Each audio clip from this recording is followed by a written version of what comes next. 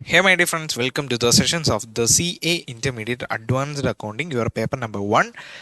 നമ്മൾ ഇന്ന് ഡിസ്കസ് ചെയ്യുന്നത് AS1 the disclosure of accounting പോളിസീസിൻ്റെ ക്വസ്റ്റ്യൻസ് പാർട്ടാണ്. ഈ ഒരു ക്വസ്റ്റ്യൻ സീരീസിനകത്ത് ഫസ്റ്റ് സ്റ്റാർട്ട് ചെയ്യുന്ന ക്വസ്റ്റ്യൻ നമ്പർ 8 ആണ്.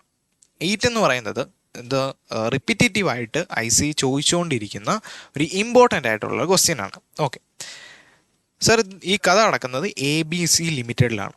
ABC ലിമിറ്റഡ് എന്താണ് ചെയ്യുന്നത്? ABC ലിമിറ്റഡ് പ്രൊവിഷൻ ക്രിയേറ്റ് ചെയ്യും. എന്തിനാണ് സാർ പ്രൊവിഷൻ?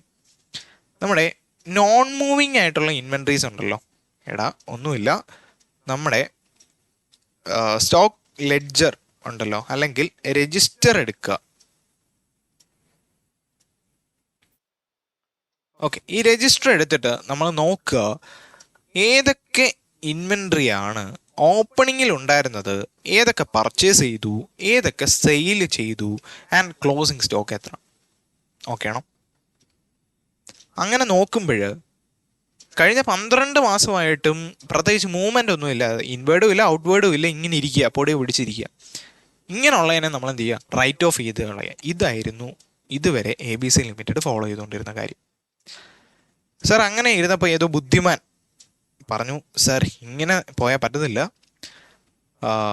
നമ്മൾ കുറച്ച് പിള്ളേരെ ഇറക്കാം. പിള്ളേരെന്ത് ചെയ്യും? ഇവാലുവേഷൻ ചെയ്യും, മാർക്കറ്റൊക്കെ നോക്കും, സ്റ്റഡി ചെയ്യും. സാർ, നമുക്ക് എന്ത് ചെയ്യാം? സ്റ്റഡി ചെയ്ത രീതിയിൽ പ്രൊവിഷൻ ക്രിയേറ്റ് ചെയ്യാം. സാർ, നമ്മുടെ സ്റ്റോക്ക് ഇരിപ്പില്ലേ, ഈ സ്റ്റോക്കിന് പ്രൊവിഷൻ ഇടുക എന്നതാണ് കമ്പനി ഫോളോ ചെയ്യുന്ന അക്കൗണ്ടിങ് പോളിസി. റൈറ്റ്? ഈ പ്രൊവിഷൻ ഇട്ട് എന്ത് ചെയ്യുക? അത്രയും ക്ലോസിങ് സ്റ്റോക്കിനെ റൈറ്റ് ഓഫ് ചെയ്യുക.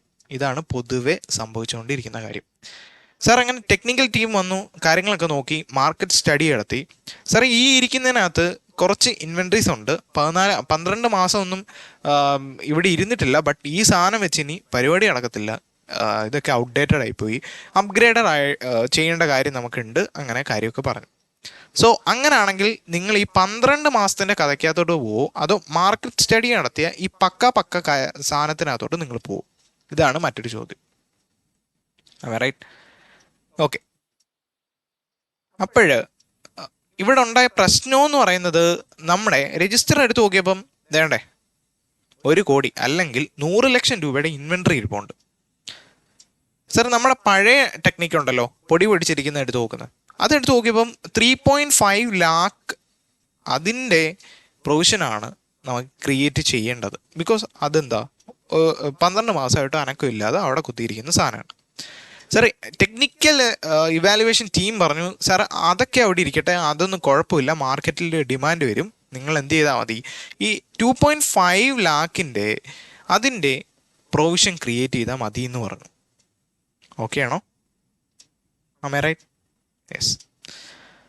ഇനി ചേഞ്ച് ഇൻ അക്കൗണ്ടിങ് പോളിസി ആണോ ഇത് എന്നതാണ് അടുത്ത ഒരു ക്വസ്റ്റ്യൻ. ആൻഡ് നിങ്ങൾക്ക് ഈ പ്രൊവിഷൻ ഇങ്ങനെ ചേഞ്ച് ചെയ്യാൻ വേണ്ടി നിങ്ങൾക്ക് ഈ ഒരു പുതിയ മെത്തേഡ് ചൂസ് ചെയ്യാൻ പറ്റുമോ ഇല്ലയോ എന്നതാണ് മറ്റൊരു ചോദ്യം. സാർ, ഇവിടെ മെയിനായിട്ട് നടന്ന ഒരു കാര്യം ഞാൻ പറയുകയാണെങ്കിൽ, നമ്മുടെ ഓൾഡിനകത്തെ പ്രോഫിറ്റ് എത്ര, ന്യൂവിനകത്തെ പ്രോഫിറ്റ് എത്ര എന്നുള്ളതാണ് അടുത്ത ചോദ്യം. നമ്മുടെ ഓൾഡ് മെത്തേഡ് നമ്മൾ ഫോളോ ചെയ്യുകയാണെങ്കിൽ 3.5 എന്ത് ചെയ്യണം? 3.5 ലാക്ക് നമ്മൾ എന്ത് ചെയ്യണം? പ്രൊവിഷൻ ഇടണം. ന്യൂവിനകത്താണെങ്കിൽ എത്ര? 2.5 ലാക്ക് പ്രൊവിഷൻ ഇട്ടാൽ മതി. റൈറ്റ്? നമ്മുടെ closing stock 100 lakh. Yes sir, provision കഴിയുമ്പം എത്ര വരും? ഇവിടെ ആണെങ്കിൽ 96.5 ലാക്ക് ആൻഡ് ഇവിടെ ആണെങ്കിൽ 97.5 ലാക്ക്. സാർ, ഇമ്പാക്റ്റ് എന്താണ്? നമ്മുടെ പി ആൻഡ് എൽ എടുത്ത് നോക്കുന്നു, 96.5 ഉണ്ട്. അങ്ങനെയാണെങ്കിൽ പ്രോഫിറ്റ് ആ രീതിയിലായിരിക്കത്തില്ലേ? അല്ലെങ്കിൽ നമ്മൾ അസ്യൂം ചെയ്യുകയാണെങ്കിൽ വേറെ ഒന്നുമില്ലെങ്കിൽ 90.5. ഇനി ഇവിടെ എടുത്ത് നോക്കുകയാണെങ്കിൽ 97.5, നെറ്റ് പ്രോഫിറ്റ് എത്രയായി? 97.5. 5. സോ ഇവിടുത്തെ ഡിഫറൻസ് ഉണ്ടല്ലോ 97.5 minus 96.5 that comes to 1 lakh. Sir എങ്ങനെ പോയാലും 1 lakhന്റെ ഇൻക്രീസ് ഇൻ പ്രോഫിറ്റ് ആയിരിക്കും വരുന്നത്.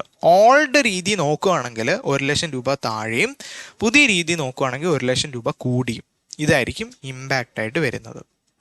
ഓക്കെ സർ, ഇങ്ങനൊരു പ്രൊവിഷൻ ഇടുന്നത് എന്താണ്? ഒരു അക്കൗണ്ടിങ്ങിൻ്റെ പോളിസിയാണ്, കമ്പനി ഫോളോ ചെയ്യുന്ന ഒരു പോളിസി. ഇനി സാർ ഇതെങ്ങനെ ഇടണമെന്ന് ഉള്ളത് എന്താണ്? എസ്റ്റിമേറ്റ് ആണ്. ഓക്കെ, ഇത് ആക്ച്വൽ ആയിരിക്കത്തില്ല, ഇത് ജഡ്ജ്മെൻ്റൽ ആയിരിക്കും. അപ്പം ഇതെന്താണ് സാർ? ഇത് എസ്റ്റിമേറ്റ് ആണ്. യെസ്, ICAയുടെ ക്വസ്റ്റ്യനകത്തോട്ട് പോവുകയാണെങ്കിൽ എന്ത് സംഭവിക്കും?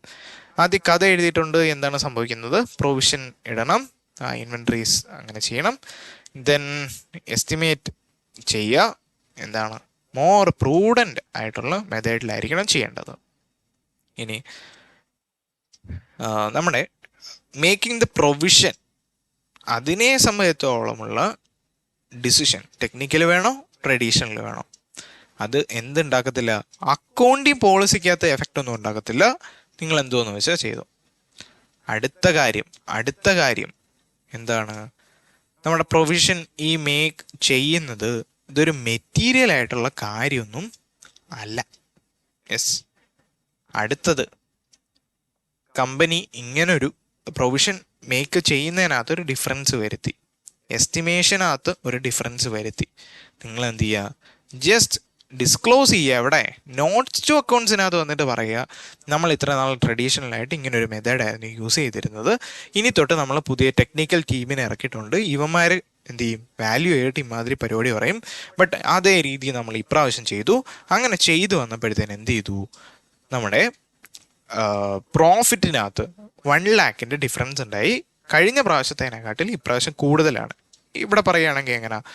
നമ്മുടെ ഇപ്പോഴത്തെ നോക്കുകയാണെങ്കിൽ കഴിഞ്ഞ പ്രാവശ്യത്തെക്കാട്ടിലും എന്താണ് 1 lakh കുറവാണ്. ഓക്കെ, മറ്റേ രീതി ട്രഡീഷണൽ രീതി നോക്കുകയാണെങ്കിൽ 96.5 ആൻഡ് പുതിയ ഇവാലുവേഷൻ രീതി പോവുകയാണെങ്കിൽ 97.5. 1 lakhന്റെ ഡിഫറൻസ് എന്തായാലും ഇതിനകത്ത് സംഭവിക്കും. ഓക്കെ, മനസ്സിലായെന്ന് പ്രതീക്ഷിക്കുന്നു. ആണോ? യെസ്.